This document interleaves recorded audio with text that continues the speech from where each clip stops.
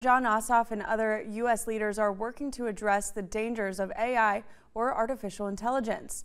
WALB News 10's Gabrielle Tate tells us how one woman is using a terrifying experience to make change for the better.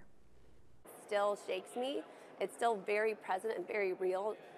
That's a fear that no mother ever wants to experience, and it's still very valid.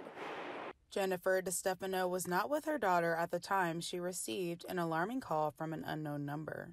She says it was a voice that sounded just like her daughter, crying, saying she had been kidnapped. That's when two men got on the phone and ordered DeStefano to pay a ransom in order to get her daughter back. It started at $1 million. It reduced to $50,000 because that wasn't possible.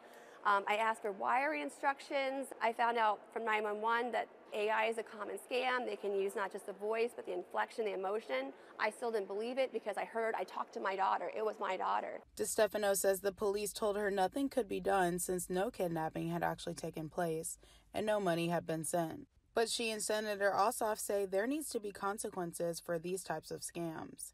He addressed this issue in the Senate hearing on Tuesday. I held today's hearing so that the Senate could investigate and understand the nature of the threats from the abusive use of artificial intelligence. We identified some important areas where there may be a need for new legislation or to press federal law enforcement agencies to better protect families in Georgia and across the country from these threats.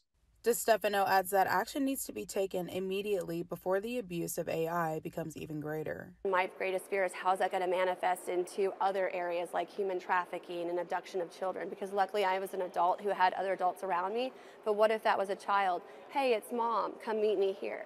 That's my greatest fear.